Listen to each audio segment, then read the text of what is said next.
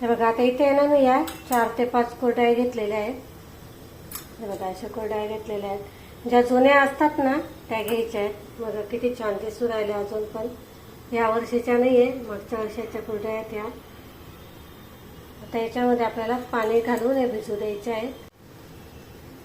हे बघा, भरपूर पाणी घालायचं. कुरडया भिजतील इतकं पाणी घालायचं. एक 10-15 मिनिटासाठी भिजू द्यायच्या या.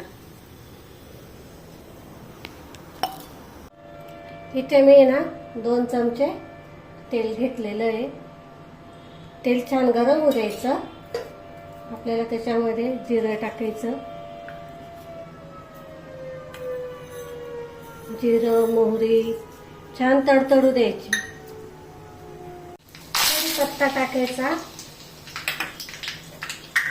थोडंसं हिंग टाकायचं आणि कांदा टाकायचा. कांदा ना छान लाल होतं परतू द्यायचा.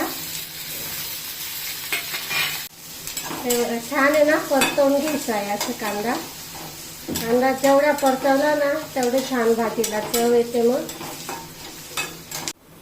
कांदा लसूण मसाला टाकला मी 1 चमचा.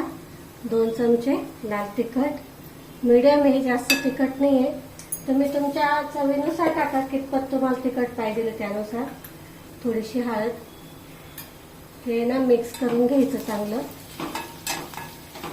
आता याच्यात जर तुम्हाला जर ग्रेव्ही पाहिजे असेल तर थोडंसं पाणी टाका.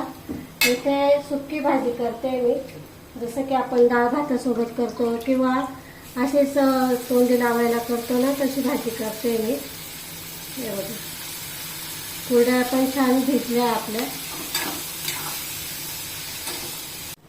शेंगदाण्याचा कूट टाकायचा थोडासा जाडसर. थोडीशी कोथिंबीर टाकायची मस्तपैकी आणि मिक्स करून घ्यायचं आहे. इथे आपली मस्त अशी झणझणीत कुरडयाची भाजी तयार झालेली आहे.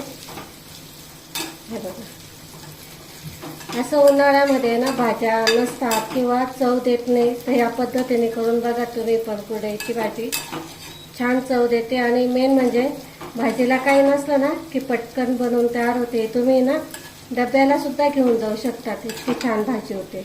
हे बघा, थंड झाली ना तरी छान लागते चवीला. हे बघा, मस्त छान चवीची इथे आपली झणझणीत अशी भाजी झालेली कुरडयाची बघू शकता तुम्ही. बघा, तुम्हाला जर आवडली असेल तर लाईक, शेअर आणि सबस्क्राईब करायला नक्की विसरू नका. थोडीशी कोथिंबीर टाकते मी वरतून. हे बघा, अशी ना मस्त कोथिंबीर पेरायची आणि सर्व करायची. बघा किती छान मस्त झालेली आपली इथे कुरडयाची भाजी.